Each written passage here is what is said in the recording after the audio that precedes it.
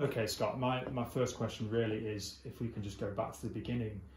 What do you remember from the start, really? So the incident happened about 1:45 in the morning. I was actually due to get up for work about 2 hours later.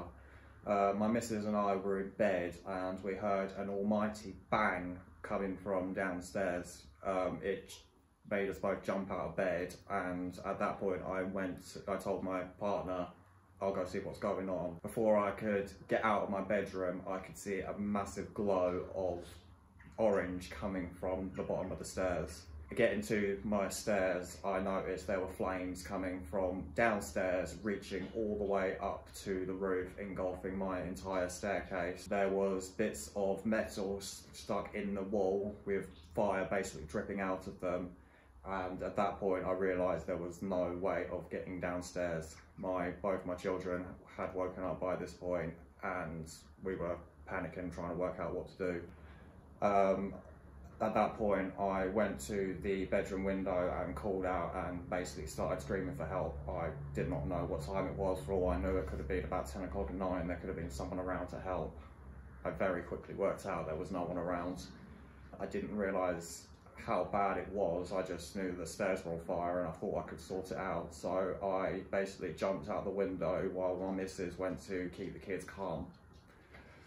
I jumped out the window and went into our back door. It was already unlocked. We had two dogs, quite aggressive dogs that wouldn't let anyone in the house, and the door was a bit dodgy, so we pretended not to lock it. I went into the living room door and noticed the bike was on fire. It was honestly spitting out like a flamethrower, engulfing the whole stairs. If anyone had tried to walk through those flames, you wouldn't have made it 2 seconds, it would have killed you. I went straight to the bike and knew I had to get this out of the house. Otherwise, something's going to happen. So I immediately went to kick the charger out of the bike, burning my feet and causing burns all up my neck, all up my arm, because I was less than 30 centimetres away from the flames. The heat was too intense and I started to lose my balance because of it, and I had to get away from the bike. So my next option was to open the front door and just grab the handles and lob it out the front door. As I went for the key and the handle, I grabbed the handle and it was red hot. I ended up with bad burns all through the middle of my hand. And then I went to grab the key and the key was also red hot. I lost all my fingertips in hospital, though only recently grown back. And as I tried to turn the key handle, the key started to bend. In the lock, it was basically melting. I realised we were all trapped in the house. So I shouted up to my partner, Gemma, it's the bike, we've got to get out of this house. So I ran to the window and started calling my partner to jump out the window and throw the kids out the window. I heard her basically scream, "I can't," with a choky voice. And that was the last I ever heard of any of them.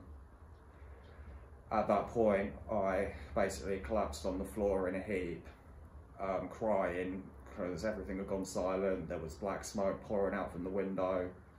I kind of knew what was going on, and a window smashed right next to me. The flames from the bike had infiltrated my living room and set my whole living room ablaze, and a window smashed right next to me.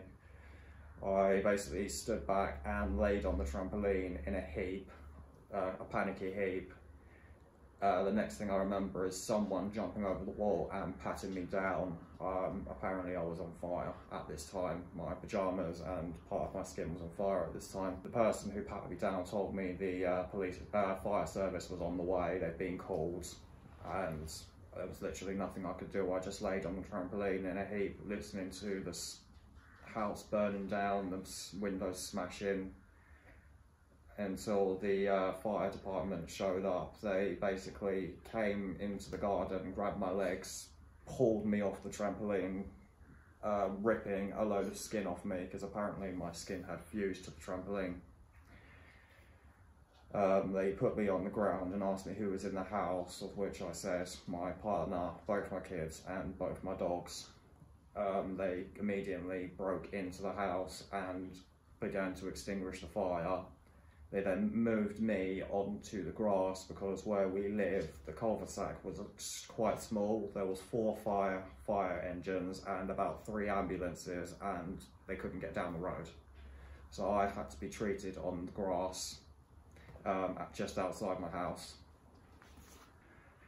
And I passed out very shortly after a child being put next to me and being pronounced dead.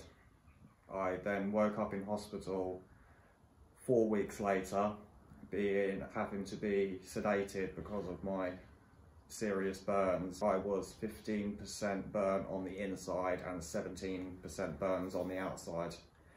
I also had lithium poisoning from the battery trapped in my lungs, which was causing major issues. On the second day I was in, my temperature spiked to a very dangerous degree, of which afterwards I was wrapped in approximately 25 ice packs for 8.5 hours.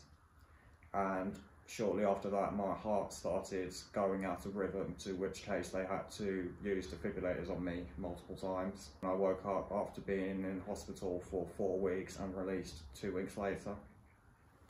I can't even imagine what that would have been like to go through, and I'm so sorry to hear it.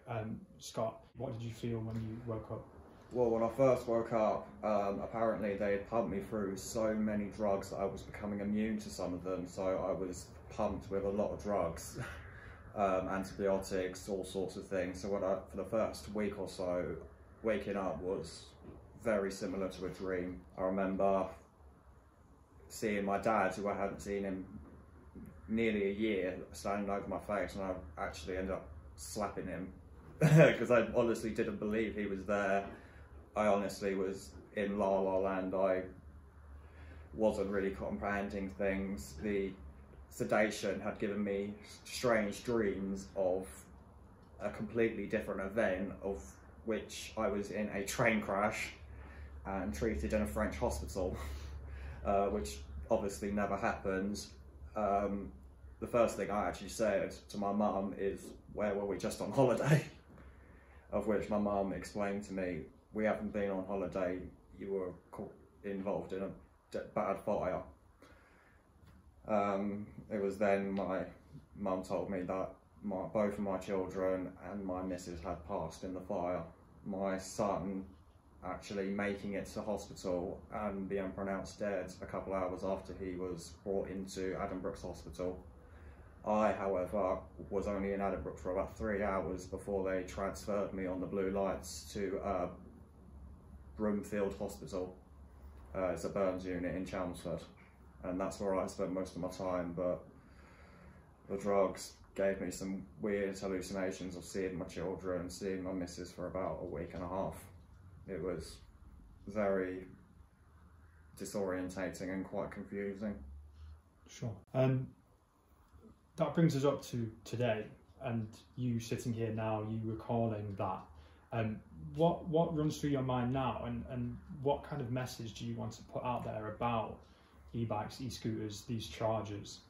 Well, the main things that run through my mind is the look of the bike. The flames were spitting out of it like a flamethrower. My bike was at the bottom of the stairs, and the flames were reaching to my upstairs roof.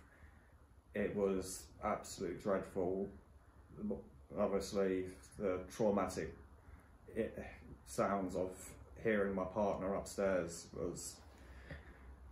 is still overwhelming to this day. But the main thing I want to get out is the thing that frustrates me most is before my accident, no one knew of the dangers of these bikes. No one knew to not let the chargers overheat. No one knew not to charge them I never knew not to charge them at night. If I had known this, I wouldn't have charged it overnight, and if I did charge it overnight, I wouldn't have put it under the stairs or near the only exit in my house. Or I would have just accepted the fact that it's keep myself fit and use a normal bike. They're great things to have, but absolutely devastating when they go wrong. The lithium that fills them is filled by an absolute toxic smoke, and my whole experience lasted no more than 10 minutes, and that's all it took for my partner and my kids to succumb to the gas. It wasn't smoke that killed them, it was the lithium poisoning, the toxicness in the batteries that it's causing, and I don't want it to wipe out another family. Scott, that was going to be my next question. You know, what advice would you give to anyone thinking of buying an e-scooter and an e-bike? Obviously, to go through grief like yours is something you don't want anyone else to experience ever again. Well, if it's a big battery like the one I had, my best two advices are: do not charge it overnight, and if possible, charge it in a garage or shed. If it overheats in your house, my house is absolutely destroyed. The downstairs, the stairs have been taken down to the skeleton. Plasterboard has been ripped off the wall. I have no roof in my house. That all the furniture has been taken down to its bare bones, and everything upstairs is covered in lithium smoke. I've lost everything from that one bike. Literally, I have the same amount now as the day I was born. Everything I've got now has been given to me since the accident.